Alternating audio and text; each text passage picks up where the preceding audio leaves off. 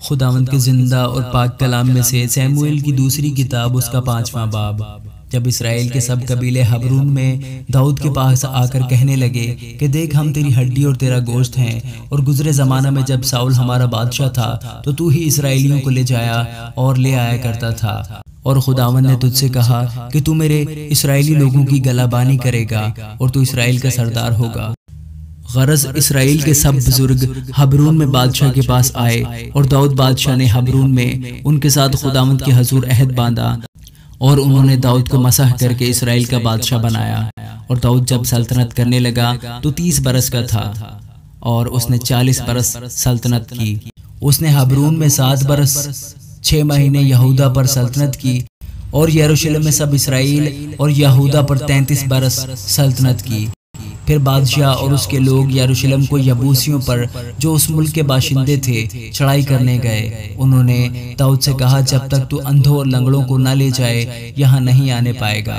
وہ سمجھتے تھے کہ داؤد یہاں نہیں آ سکتا ہے، تو بھی داؤد نے سیون کا قلعہ لے لیا، وہی داؤد کا شہر ہے۔ اور داؤد نے اس دن کہا جو کوئی یبوسیوں کو مارے وہ نالے کو جائے، اور ان لنگڑوں اور اندھوں کو مارے جن سے داؤد کے جی کو نفرت ہے۔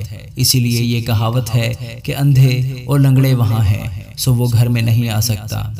اور داؤد اس قلعہ میں رہنے لگا، اور اس نے اس کا نام داؤد کا شہر رکھا۔ اور داؤد نے گردا گرد ملوں سے لے کر اندر کے رخ تک بہت کچھ تعمیر کیا، اور داؤد بڑھتا ہی گیا کیونکہ خداوند لشکروں کا خدا اس کے ساتھ تھا۔ اور سور کے بادشاہ ہیرام نے ایلچیوں کو اور دیواروں کی لکڑیوں اور بڑھئیوں اور معماروں کو داؤد کے پاس بھیجا، اور انہوں نے داؤد کے لیے ایک محل بنایا۔ اور داؤد کو یقین ہوا کہ خدا نے اسے اسرائیل کا بادشاہ بنا کر قیام بخشا، اور اس نے اس کی سلطنت کو اپنی قوم اسرائیل کی خاطر ممتاز کیا ہے۔ اور حبرون سے چلے آنے کے بعد داؤد نے یروشلم سے اور حرمیں رکھ لی اور بیویاں کی، اور داؤد کے ہاں اور بیٹے اور بیٹیاں پیدا ہوئیں، اور جو یروشلم میں اس کے ہاں پیدا ہوئے ان کے نام یہ ہیں سموا اور سوباب اور ناتن اور سلیمان اور ابیہار اور الیسو اور نفج اور یفی اور الیسیما اور الیدا اور الیفالت۔ اور جب فلسطینیوں نے سنا کہ انہوں نے داؤد کو مسح کر کے اسرائیل کا بادشاہ بنایا ہے تو سب فلسطینی داؤد کی تلاش میں چڑھ آئے، اور داؤد کو خبر ہوئی سو وہ قلعہ میں چلا گیا، اور فلسطینی آ کر ریفائم کی وادی میں پھیل گئے۔ تب داؤد نے خداوند سے پوچھا کیا میں فلسطینیوں کے مقابلہ کو جاؤں؟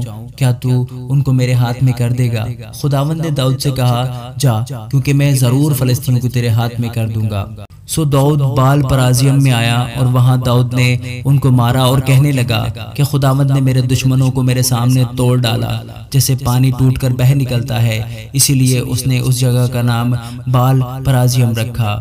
اور وہیں انہوں نے اپنے بتوں کو چھوڑ دیا تھا۔ سو داؤد اور اس کے لوگ ان کو لے گئے اور فلسطین پر چڑھائے اور رفائم کی وادی میں پھیل گئے۔ اور جب داؤد نے خداوند سے پوچھا تو اس نے کہا تو چڑھائی نہ کر، ان کے پیچھے سے گھوم کر توت کے درخت کے سامنے سے ان پر حملہ کر، اور جب توت کے درخت کی پھنگیوں میں تجھے فوج کے چلنے کی آواز سنائی دے تو چست ہو جانا، کیونکہ اس وقت خداوند تیرے آگے آگے نکل چکا ہوگا تاکہ فلسطین کی لشکرگاہ کو مارے۔ اور داؤد نے جیسا خداوند نے اسے فرمایا تھا ویسا ہی کیا، اور فلسطینیوں کو جبا سے جزر تک مارتا گیا۔ آمین۔